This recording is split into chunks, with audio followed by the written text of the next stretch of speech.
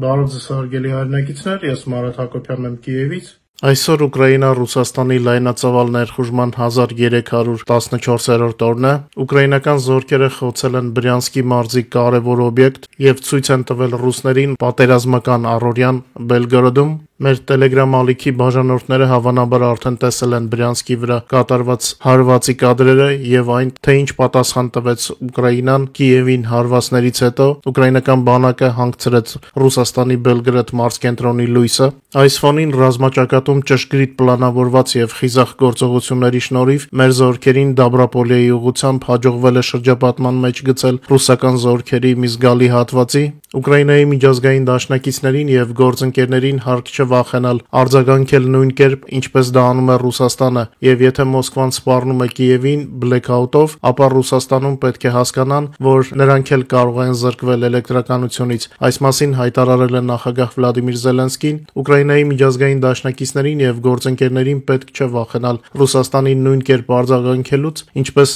նա է գործում։ Եվ եթե Մոսկվան սպառնում է Կիևին բլեքաուտով, ապա Ռուսաստանի մայրաքաղաքում պետք է հասկանան, որ նույնպես կարող են մնալ անլույս։ Այս մասին ասաց Ուկրաինայի նախագահ Զելենսկին։ Նրա խոսքով Ուկրաինան պետք է ըստ տրամաբանության արձագանքի ռուսական գործողություններին։ Զելենսկին ընդգծեց, որ հարկ չկա թույլի տեսք ընդունել։ Քաղաքակիրթ երկրները տարբերվում են վայրենիներից, որ երբեք առաջինը չեն հարձակվում, բայց դա չի նշանակում, որ նրանք թույլ են, նշել է Ուկրաինայի նախագահը։ Զելենսկին նաև հայտնեց, որ ուկրաինական բանակը արդեն ստացել է Իսրայելից Patriot զենիթարթիռային համակարգ, մյուս երկու Patriot համակարգերը կստանանք աշնանը, ընդգծել է Ուկրաինայի նախագահը։ Երբ ռուսները չեն ունենում ոչ մի իրական հաղթանակ, ինչպես մեր լսարանը լավ գիտի, նրանք պարզապես հնարում են դրանք։ Նրանց հերթական հաղթանակի մասին հայտարարությունն է Կուպյանսկ քաղաքը իբր գրավելու մասին, բայց սա բնականաբար չի համապատասխանում իրականությանը։ Կուպյանսկը գտնվում է ուկրաինական զինված ուժերի վերահսկողության տակ, այս մասին հայտնել է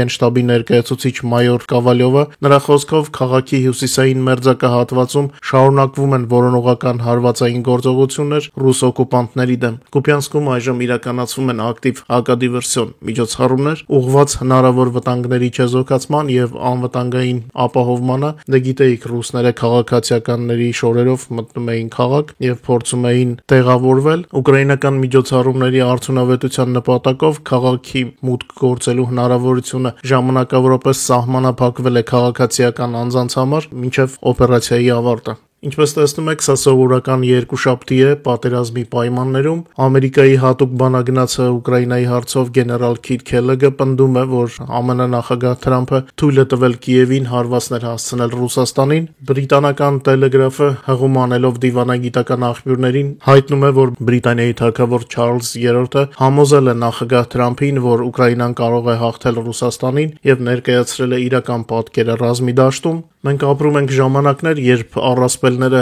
հերկվում են, հոդս են ցնդում, առասպելներ, որոնք երկար տարիներ ստեղծել են կայսերական Ռուսաստանում։ Մոսկվան նկարում էր իր անպարտելիության պատկերը կազմակերպված քաղաքական բեմադրությունների ներկայացումների եւ բազմաթիվ փորձագետների եւ վերլուծական կենտրոնների ֆինանսավորմամբ ամբողջ աշխարհում, որպեսզի մարդիկ մտածեն, թե իբր չի կարելի հաղթել ռուսներին։ Հենց դրա պատճառով պատերազմի սկզբին կային կանխատեսումներ, որ Ուկրաինան մի քանի օրվա կյանք ունի իբր թե, բայց մեր ղեկավարության վճիռները եւ մեր ժողովրդի կամքը ոչ միայն կոտրեցին Կրեմլի ստեղծած անիրական պատկերները, այլ նաեւ աստիճանաբար արթնացնում են արևմտյան էլիտաներին, որպիսի նրանք նայեն աշխարհի իրական պատկերին։ Ցավոք Հայաստանում նույնպես շատ փորձագետներ կան, ովքեր մտածում են ռուսական նարատիվներով, նույնիսկ նրանց թվում, ովքեր ներկայանում են կամ կարծում են, որ իրենք արևմտամետ են կամ ազատ հայացքների գրող, կան նաեւ հրապարակային դեմքեր, առանձին անձինք եւ քաղաքական գործիչներ։ Նախքան մեր այսօրվա եթերի հիմնական թեմաներին անցնելը, խնդրում եմ մի քանի վայրկյան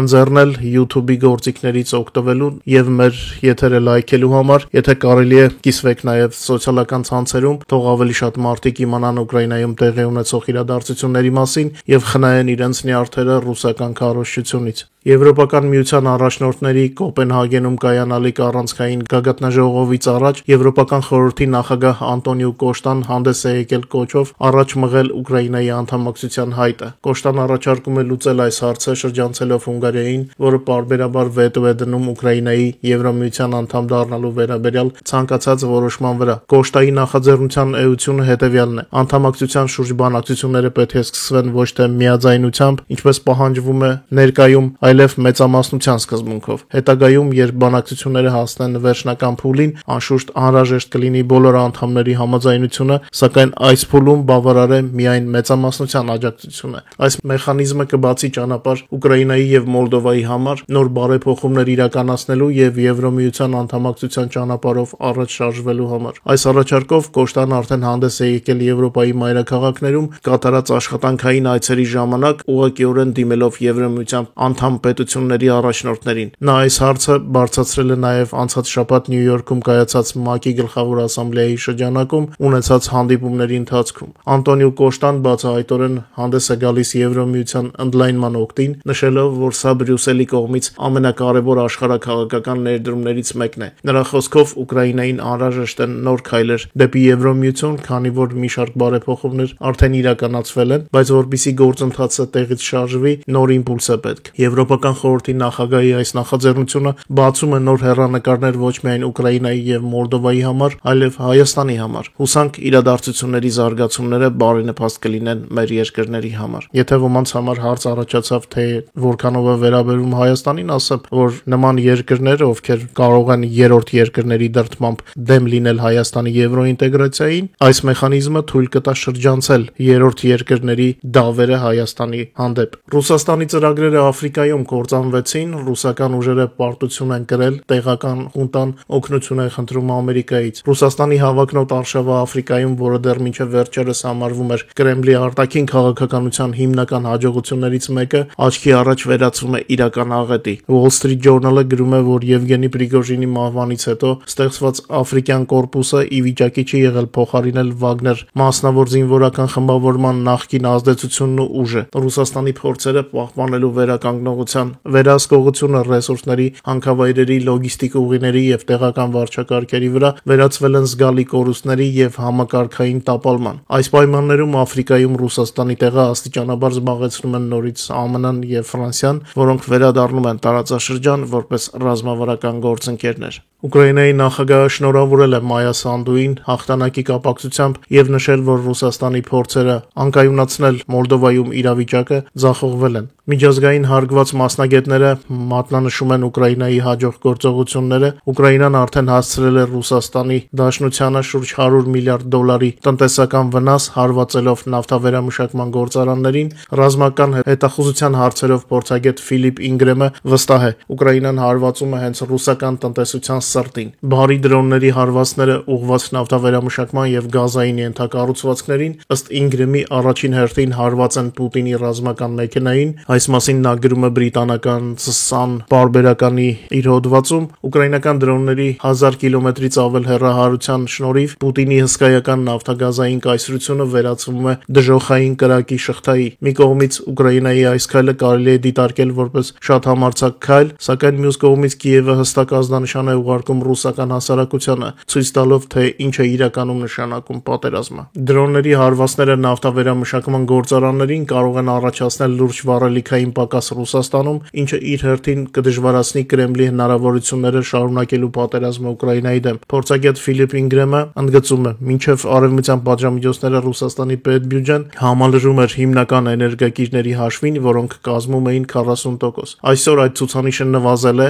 բայց անգամ հիմա էներգետիկ աղբյուրները ապահովում են Ռուսաստանի բյուջեի շուրջ 30%-ը։ Այստեղ կասեի, որ շուրջ բառը գլխավորն է, 30-ից պակաս է արդեն։ Ինգրեմի համոզմամբ նավթավերամշակման գործարանների դեմ ուղղված հարվածները ուղղակի հարված են Կրեմլի եկամուտներին։ Այս կործանարար իրադարձությունների ֆոնին Բելարուսի ղեկավար Լուկաշենկոն ակամայից բացահայտեց իրական վիճակը, սկսել են մեզ խեղդել, մեզ հանգիստ չեն տալու։ Հայտարարեց նա, նշելով, որ իր եւ Պուտինի ղեկավարությունը կանգնած է գոյատևման եզրին։ Լուկաշենկոյի խոսքով իր երկարատև բանակցությունները Պուտինի հետ պայմանավորված են այն ծայրահեղ իրավիճակով, որում այժմ հայտնվել են Ռուսաստանը եւ թե Բելարուսը։ Հին անեկդոտ հիշեցի Թութակի մասին, երբ Թութակը ասում է. «Խոստովանեցիր զավակս»։ Մինչ ժամանակավորապես օկուպացված Ղրիմում, Սևաստոպոլում սահմանափակումներ են մտցվել բենզինի վաճառքի վրա, իսկ Պուտինի բանակը պատերազմի 4-րդ տարում վերակենդանացնում է իր հեծելազորը, իսկ Z բլոգերները իրենց ժողովրդին համոզում են, որ դա առաջընթաց է, ուկրաինական զինուժը ժամանակ չի կորցնում եւ նոր պարտություններ է հասցնում թշնամուն, զրահատեխնիկայի բացակայությունը ստիպում է օկուպացիոն ուժերին անցնել ավանակների եւ ձիերի, իսկ Կրեմլի քարոզչությունը դա ներկայացնում է որպես առաջընթաց եւ նույն ժամանակ Ուկրաինայի զինված ուժերը Դաբրոպոլեի ուղղությամբ հակահարձակման ընթացքում արդեն ազատագրել են 175 քառակուսի կիլոմետր տարածք։ Գեներալ Սիրսկին ասում է, որ օկուպացիոն ուժերի խմբավորումների մի մասը շրջապատված են, եւս 195 քառակուսի կիլոմետր տարածք մաքրվել է ռուսական դիվերսիոն խմբերից նույն ուղղությամբ։ Իդեպ մեր տելեգրամյան ալիքում արդեն ցուցադրել ենք Ուկրաինայի վրա դրոններ արձակելու պատրաստվող ռուսական ուղղաթիռի խոցման կադրերը։ Ասեմ նաեւ, որ Ուկրաինայի ռազմածովային ուժերի տվյալներով Նեպտուն հրթիռները գիշերը հարվածել են ռուսական Կարաչև էլեկտրոտեխնիկա գործարանին, մոտավորապես 240 կիլոմետր հեռավորության վրա Բրյանսկի մարզում։ Գլխավոր շտաբը հաստատել է, որ 4 հրթիռային հարված է հասցվել գործարանին, որը արտադրում է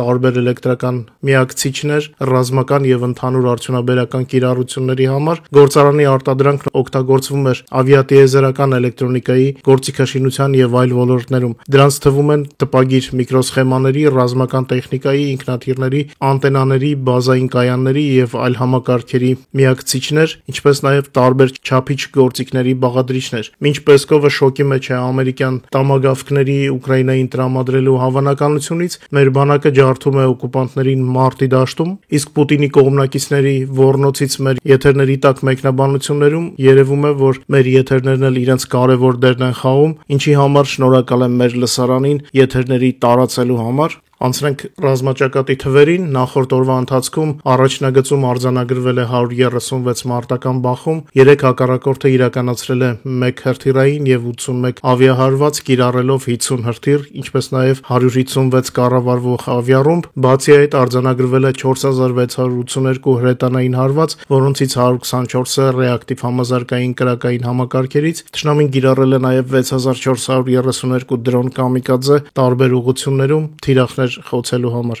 Օդային հարվածներ են հասցվել նաև Զապորոժիեի մարզի Զալիզնիչնե եւ Նավասյոլովկա բնակավայրերի, ինչպես նաև Խերսոնի մարզի Օլգևկա համայնքի տարածքներին։ Անցած օրը Ուկրաինայի պաշտպանության ուժերը իրենց հերթին հարվածներ են հասցրել հակառակորդի կենթանի ուժի եւ տեխնիկայի կենտրոնացման 8 հատվածների ռազմաճակատում։ Մարտական գործողությունները շարունակվում են 12 ուղղություններով։ Հյուսիս Սլաբաժանյան եւ Կուրսկի ուղղություններում տեղի ունեցել 7 մարտական բախում, Պոկրովսկի ուղղությամբ, որը ամենաթեժ կետն է, ուկրաինացի պաշտպանները կասեցրել են թշնամու 53 հարձակողական գործողություն։ Յուժնո-Սլաբաժանսկի ուղղությամբ Ուկրաինայի պաշտպանության ուժերը հետ են մղել թշնամու 5 հարձակում, Կուպյանսկի ուղղությամբ տեղի ունեցել օկուպանտների 3 հարձակում, Ուկրաինայի պաշտպանության ուժերը Լիմանի ուղղությամբ հետ են մղել թշնամու 5 հարձակում, Սևերսկի ուղղությամբ մեր պաշտպանները հետ են մղել ռուսական զորքերի 8 հարձակում, Կրամատորսկի ուղղությամբ գրանցվել է 2 ռազմական բախում, Տարեցկի ուղղությամբ թշնամին ձեռնարկել է 12 հարձակում, Նավապավլովսկի ուղղությամբ Ուկրաինայի պաշտպանության ուժերը կասեցրել են մեր պաշտպանական գծերը ճեղքելու ռուսական 21 փորձ, Գուլայպոլի ուղղությամբ թշնամին 2 անգամ հարձակվել է Ուկրաինայի պաշտպանության ուժերի դիրքերի վրա, Արեխովի ուղղությամբ թշնամին գործողություններ չի իրականացրել, Պրիդնեպրի ուղղությունում թշնամին ապարդյուն 2 գրոհ է իրականացրել։ Այս ֆոնին ուկրաինացի զինվորականները շարունակում են պատճառել զգալի կորուստներ հակառակորդին, ինչպես կենթանի ուժի, այնպես էլ տեխնիկայի մասով։ Թշնամու թիկունքում խաթարվում են լոգիստիկան եւ հարձակողական ներուժը։ Ռուս օկուպանտների մեկօրյա կորուստները կազմել է 1080 զինծառայող, 7 տանկ, 53 հրետանային համակարգ, 1 ռեակտիվ հրթիռահրետանային կայան, 1 հոպկայան, 617 օպերատիվ մարտավարական դրոն, 43 թևավոր հրթիռ, 112 միավոր ավտո եւ հատուկ տեխնիկա։ Ընդհանուր առմամբ մեկ օրում ոչնչացվել է թշնամու 835 միավոր զինտեխնիկա, իսկ Ուկրաինայի դեմ Ռուսաստանի լայնամասշտաբ ագրեսիայի սկզբից ռուսական բանակի կորուստները ըստ Ուկրաինայի գլխավոր շտաբի փաստագրված տվյալների արդեն կազմել են 1.109.509 ռուս օկուպանտ։ Ռելիզը ձեր էկրաններին է։ Սեպտեմբերի 29-ի գիշերը ռուսական զորքերը հարձակվեցին Ուկրաինայի վրա 32 հարձակողական դրոններով։ Ուկրաինայի հոբ ուժերը խոցել կամ չեզոքացրել են թշնամու 23 դրոն, արձանագրվել է 9 հարվածային դրոնների ուղիղ հարված 8 տարբեր տեղանքում։ Ռուսական ավիացիայի կողմից սահմանային եւ առաջնագծի տարածքների հրետակոծությունը շարունակվում է։ Խերսոնի հրետակոծման արդյունքում զոհվել է 2 մարդ այսօր եւ վիրավորվել 6-ը։ Երեկվա մասսայական օդային հարձակման արդյունքում, որը հիմնականում Կիևի ուղղությամբ էր, տուժվել է 27 մարդ, կան զոհեր, այդ թվում երեխաներ։ Ընդհանուր զոհերի թիվը 4-ն է, երևի թե մեր Telegram-ում տեսել եք ռուսների հարվածը Կիևի Դարնիցայի շրջանում մանկապարտեզին։ Սա է Պուտինի զորքի դեմքը, վաղկոտ մարդասպաններ են նրանք եւ ինչպես ասաց նախագահ Զելենսկին, անպատասխան չեն մնալու։ Ինչպես միշտ ուկրաինական կողմը ի տարբերություն ռուսների թիրախավորում է ռազմական եւ ռազմավարական օբյեկտներ Ռուսաստանի տարածքում եւ ժամանակավորապես օկուպացված տարածքներում։